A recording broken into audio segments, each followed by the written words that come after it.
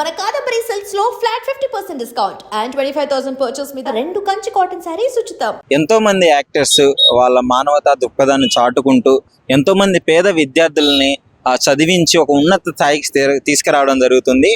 అదే తరహాలో యాక్టర్ సూర్య గారు అయితే ఆయన తమిళ యాక్టర్ అయినా కానీ మన తెలుగు యాక్టర్ అనే విధంగా ఆయన సినిమాలు కూడా చాలా మంది చూస్తూ ఉంటారు.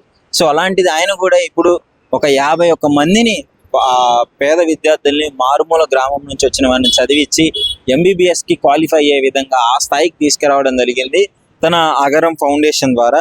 ఈ విధంగా ఎన్నో కార్యక్రమాలు ఎంతో మంది హీరోస్ చేస్తూనే ఉన్నారు. మన తెలుగులో బాలకృష్ణ గారు కావచ్చు, హాస్పిటాలిటీ ద్వారా మన మహేష్ బాబు గారు కావచ్చు, పవన్ కళ్యాణ్ గారు కావచ్చు, ఇంకా ప్రభాస్ గారు, ఇలాంటి చాలా మంది తన వాళ్ళని ఉనికిని చాటుకుంటున్నారు. అంటే ఒక ప్రజల వల్ల మేము ఎంత గొప్ప యాక్టర్లు అయ్యాం కాబట్టి వాళ్ళకి ఏదో ఒకటి చేయాలన్న ఆశయంతో ఈ విధంగా చేస్తున్నారు. ఇది ప్రజలకి చాలా ఇన్స్పిరేషన్, మా హీరో ఈ విధంగా చేసాడు అని చెప్పుకోవడానికి కూడా. సో ఈ విధంగా అసలు ప్రజలు ఏమనుకుంటున్నారు, ఎంత గొప్ప డెసిషన్ తీసుకొని ఈ విధంగా చేసిన సూర్య గారిపై ప్రజలు ఏమనుకుంటున్నారో అడిగి తెలుసుకుందాం. Hi bro. మీ పేరు? నా పేరు కృష్ణ. అగ్రం ఫౌండేషన్ ద్వారా సూర్య గారు 51 మంది పేద విద్యార్థుల్ని MBBS సీటుకి క్వాలిఫై చేయడం జరిగింది. అసలు మీరు ఎలా ఫీల్ అవుతుంది? అతను ఒక హీరో అయ్యుండి ఇంట్లో సంపాదించుకున్నదంతా ఇంట్లో కూర్చొని తినొచ్చు, కానీ ఒక ఫౌండేషన్ స్టార్ట్ చేసి అందులో 51 మందిని జాయిన్ చేసుకొని ఈ ఏడాది ఆ 51 మందికి అది ఎగ్జామ్స్ అనేది ఒకటి పెట్టారు. దాంట్లో ఆ 51 మంది సెలెక్ట్ అయ్యి ఎగ్జామ్లో పాస్ అయ్యారు. సో అవన్నీ చేయటం నాకు తెలిసి అతను చేయకపోయినా ఇంట్లో కూర్చోవచ్చు, కానీ ఇవన్నీ స్థాపించి వాళ్ళకి అవకాశం ఇచ్చి వాళ్ళందరికీ మంచి చేస్తున్నారు చూడు, దాంట్లో నాకు బాగా నచ్చాడు సూర్య గారు. ముఖ్యంగా వాళ్ళ గురించి చెప్పుకుంటూ వాళ్ళ పేద విద్యార్థులు అని చెప్పేసి ఆయన కూడా ఎమోషనల్ ఏడవడం జరిగింది. అంటే ఏ సంబంధం లేని వాళ్ళ కోసం ఒక పెద్ద హీరో ఈ విధంగా కంటతడి పెట్టుకోవడం ఎలా అనిపిస్తుంది? అదే బ్రో, అంత ఎమోషనల్ గా ఫీల్ అవ్వాల్సిన అవసరం లేదు అంత పెద్ద స్టార్ కి, కానీ అతను ఫీల్ అయ్యాడంటే అంత మంచి హీరో లేనట్టే నాకు తెలిసి తమిళ్లో. ఎందుకంటే ప్రతి దాంట్లో కూడా ఆయన ఏదైనా ఫంక్షన్కి వచ్చినా కూడా న్యాచురల్గా వచ్చి న్యాచురల్గా మాట్లాడి వెళ్ళిపోతారు. ఒక స్టైల్గా అనేది ఏముండదు, ఒక ఓవర్ యాక్షన్ అనేది ఏం చేయరు. అతని పని అతను చూసుకొని వెళ్ళిపోతాడు. అలాంటి హీరో కూడా ఆమెకి జ్యోతి మేడంకి హస్బెండ్గా రావడం చాలా అదృష్టం అని చెప్పాలి. సో మొత్తానికి హీరోస్ ఇలా ఇన్స్పిరేషన్ గా ఉంటే చాలా మందికి బెటర్. ఇలాంటి హీరోలు ఇంకా ఇతను చూసి మన తెలుగు ఫిలిం ఇండస్ట్రీ వాళ్ళు కూడా మహేష్ బాబు గారు చేసినట్టు, రామ్ చరణ్ గారు చేస్తున్నట్టు, ఇంకా కొంతమంది ఇలాగే కొంతమంది జనాల మధ్యలో నిలిచిపోవాలని ఇలాగే కొంతమంది స్థాపించి వాళ్ళకు కూడా అవకాశాలు ఇండస్ట్రీలో కానీ బయట కానీ ఎవరైనా పేదవాళ్ళు ఉంటే వాళ్ళకి సహాయం చేయటం కానీ కొత్తగా ఇలా నేర్చుకుంటా పోతే ఒకరిని చూసి ఒకరు మంచోళ్ళుగా మన మధ్యలో నిలిచిపోతారు. యాక్టర్ సూర్య గారు 51 మందిని MBBS చదివి క్వాలిఫై అవ్వడం జరిగింది ఎగ్జామ్. సో ఎలా అనిపిస్తుంది, వాళ్ళు డాక్టర్లు అయినట్టే? ఇంకా సార్ నాలాంటి మిడిల్ క్లాస్ వాడికి నాకు 2 పిల్లలు, నా పిల్లలకి నేను ఎంత కష్టపడుతున్నానో ఎంత చేస్తున్నానో ఆ బాధ నాకు తెలుసు. ఒక తండ్రిగా ఆలోచించి పేద ప్రజలు, నేను సినిమా మీదే హీరో కాదు రియల్ లైఫ్లో హీరో అని చెప్పి ఫస్ట్ ఎవరు స్టార్ట్ చేసింది పునీత్ రాజ్ కుమార్, కన్నడ సూపర్ స్టార్. మన ఇండస్ట్రీ కాదు, మన ఏరియా కాదు, కన్నడ సూపర్ స్టార్. ఆయన చనిపోయేంత వరకు కూడా ఇది జనానికి ఇది చేస్తున్నాను అది చేస్తున్నానని ఒక్కడు కూడా బయట పెట్టలేదు. నేను ఇది చేస్తున్నాను. అతను చనిపోయిన తర్వాత ప్రపంచానికి తెలిసింది. ఇది కూడా చేయటం చాలా గొప్పగా ఉంది. మహేష్ బాబు గారు కూడా చేస్తున్నారు మన తెలుగులో. మన మహేష్ బాబు గారు కూడా చేస్తున్నారు. కొంతమంది చేస్తున్నారు, కొంతమంది పేరు తెచ్చుకోలేదు బయటికి మేము ఇది చేస్తున్నాం అది చేస్తున్నాం. ఇప్పుడు బాలయ్య బాబు గారు ఉన్నారు, వాళ్ళ అమ్మగారు ఏ వ్యాధితో అయితే చనిపోయారు, అదే కాన్సెప్ట్తో ఒక పెద్ద హాస్పిటల్ కట్టి మన 2 తెలుగు రాష్ట్రాలకి హెల్ప్ చేస్తున్నారు. అలా ఇంకొక హీరో, నేను తెర మీదే హీరో కాదు రియల్ లైఫ్లో హీరో అండి. ఒక సూర్య గారిని నేను ఒక 2 బిడ్డల తండ్రిగా నేను చాలా హ్యాపీ ఫీల్ అవుతున్నాను. ఇంకో విషయం ఏంటంటే క్వాలిఫై అయిన ఎవ్వరు కూడా డబ్బులున్న వ్యక్తులు కాదు, కనీసం ఒక పూట తినడానికి కూడా ఇబ్బంది పడే కుటుంబం నుంచి వచ్చిన వాళ్ళు. సో వాళ్ళ పేదరికం వాళ్ళని ఆపలేకపోయింది. ఇప్పుడు ఇంత గొప్ప అవకాశాన్ని వచ్చినప్పుడు వాళ్ళు యూజ్ చేసుకున్నారు మంచిగా చదువుకొని. అది ఎలా అనిపిస్తుంది? నాకు వాళ్ళ తల్లిదండ్రులకి థ్యాంక్ యూ చెప్పాలి.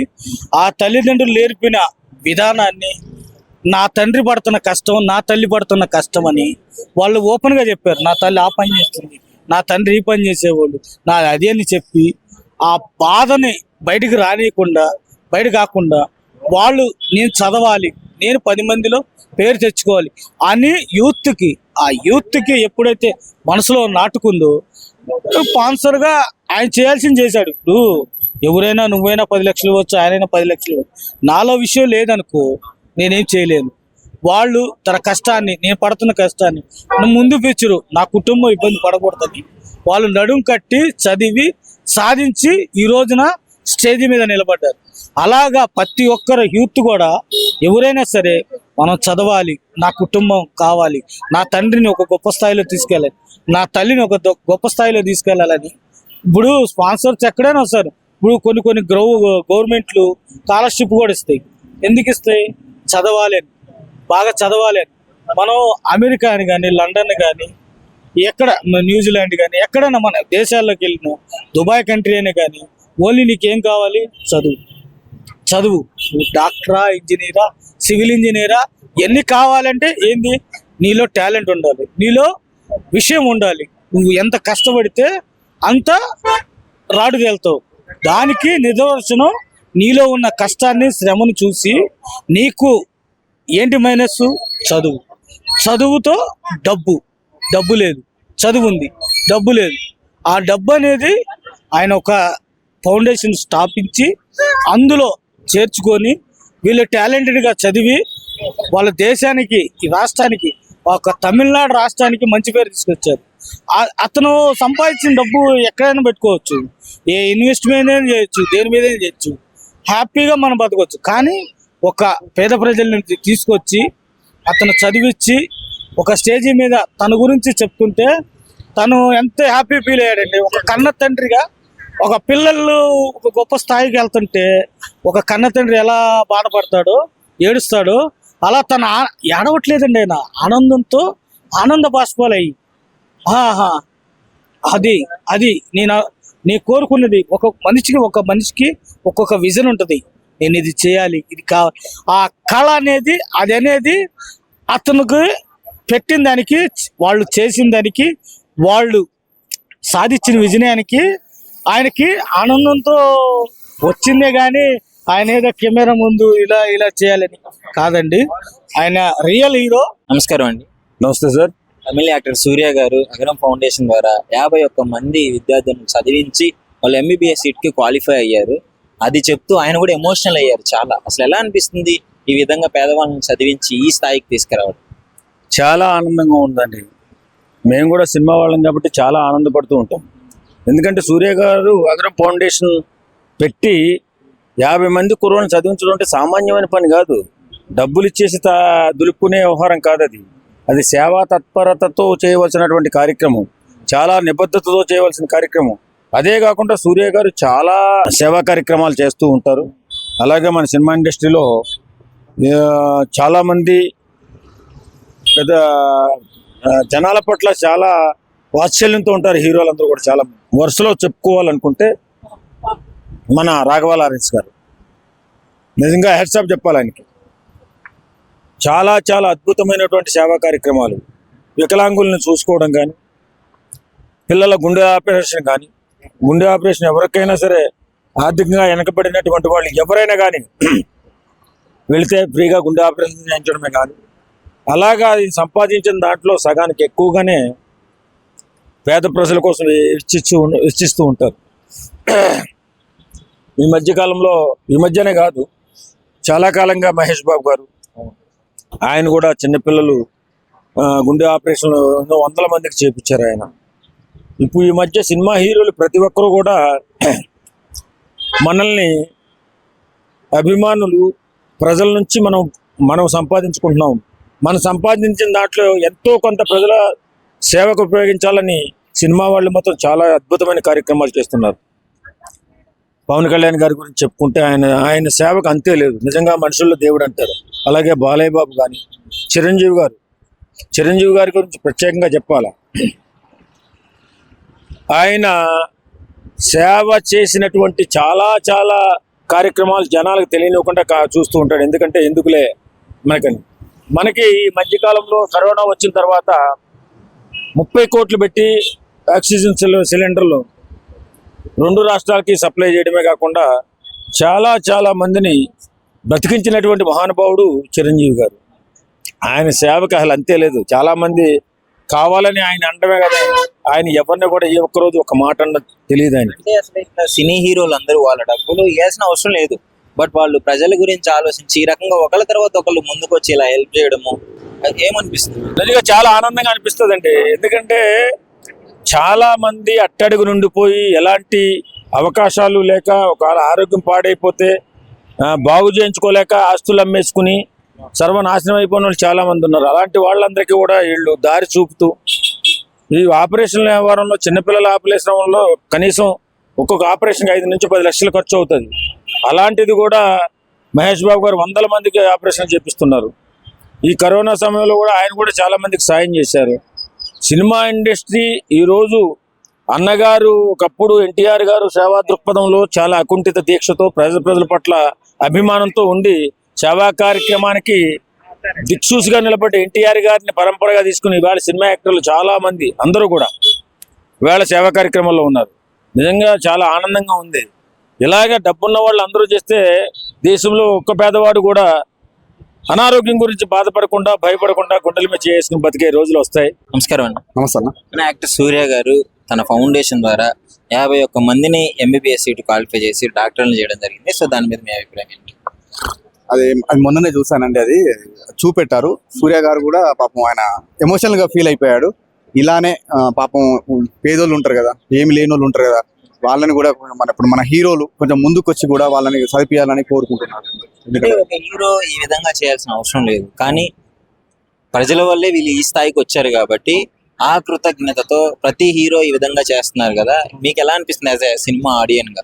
ఇక అన్న ఇప్పుడు ఏం లేని వాళ్ళని అంత చదివించి పై లెవెల్ గా డాక్టర్లు చేసినంటే ఎవరికైనా మంచిగా అనిపిస్తుంది కదా. కానీ వాళ్ళంతటా వాళ్ళైతే ఈ పొజిషన్ కి రాలేదు. అవును. Support తీసుకున్నారు. అవునా. అంటే వాళ్ళ పేదరికానికి ఒక బ్రిడ్జ్ లా మారి ఈ స్థాయికి తీసుకురావడం జరిగింది. అదే కరెక్ట్ అన్న. మన తెలుగు హీరోలు కూడా చాలా మంది, ఇప్పుడు బాలకృష్ణ గారు కావచ్చు, మహేష్ బాబు గారు కావచ్చు, పవన్ కళ్యాణ్ గారు కావచ్చు, ఎంతో మందికి హెల్ప్ చేయడం జరుగుతుంది. ఈ రకంగా ఒక హీరోలు చేయడము మీకేమనిపిస్తుంది చెప్పండి? ఏమనంటే ఇక మంచిగా అన్న ఇప్పుడు పేదోళ్ళని చదివిస్తున్నారంటే ఎవరికైనా మంచి అనిపిస్తుంది కదా అట్లా. అలా కూడా కొంతమంది ముందుకు రావాలి. ఏమి లేని అలానే చదివించాలని మనస్ఫూర్తిగా కోరుకుంటున్నాను. Hi bro. హాయ్ బ్రో, మీ పేరు? హర్ష ప్రభాస్. ఓకే. అయితే ఈ మధ్య కాలంలో యాక్టర్స్ ప్రజలకి చాలా హెల్ప్ చేయడం జరుగుతుంది కదా, ఆ తరహాలోనే సూర్య గారు 51 మందిని ఎంబీబీఎస్ సీట్ క్వాలిఫై అయ్యేలా చేశాడు చదివించి. సో ఎలా అనిపిస్తుంది ఇన్సిడెంట్ మీకు? ఆయన ఒక గొప్ప మానవత నటుడని నేను అనుకుంటున్నాను. ఎందుకంటే ఆయన అదే కాదు, చాలా సేవా రంగంలో పాల్గొన్నారు. ఆయన ఒకడే కాదు, ఆయన ఫ్యామిలీలో జ్యోతిక మేడం గానే 2 భార్యాభర్తలు తమిళ్లో ఇప్పుడు మంచి చేస్తున్నారంటే సూర్య గారు, జ్యోతిక గారు, తరువాత విశాల్ గారు కూడా పేద ప్రజలకి చాలా మంచిగా చేస్తున్నారు. నాకు వీళ్ళని చూస్తూ ఉంటే అనిపిస్తుందంటే ఎందుకు ఇలా వీళ్ళు అందరి హీరోలా ఎందుకు ఉండరు, ఎంత యాటిట్యూడ్ చూపెట్టకుండా ఇంత ప్రజల్లో ఇంత సామాన్యంగా ఎలా ఉంటున్నారు అనేది ప్రజల్లో ఇది ఒక నాటుకుపోయినటువంటి ప్రశ్న.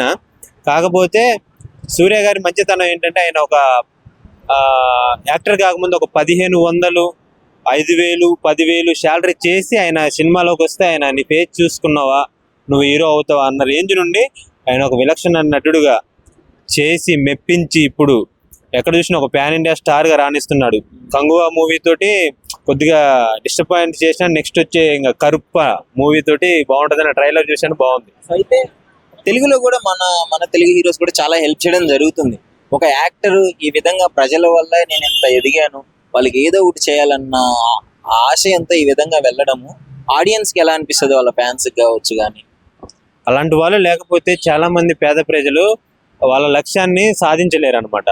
సూర్య గారి లాగా ప్రతి ఒక్క యాక్టర్ అండ్ పొలిటీషియన్ డబ్బు దాచుకోవడం కాదు, ప్రజలకి దానం చేయాలి. మనకున్నంత ఉంటే చాలు. ఎందుకంటే మన చిన్నప్పటి నుండి పద్యాలు వింటూ ఉంటాం, ఏంటంటే రాజుని ఎంత సంపాదించినా పోయేటప్పుడు మాత్రం ఏమి పైకి పట్టకపోలేమంటారు కదా. అలాగే సూర్య గారు కూడా మంచి పనులు చేస్తున్నారని నేను అనుకుంటున్నాను, చేస్తారు ఫ్యూచర్లో కూడా. ఆయన ఉన్నా లేకపోయినా ఆయన చేసిన మంచి పనులు అయితే కొనసాగుతుంటాయి.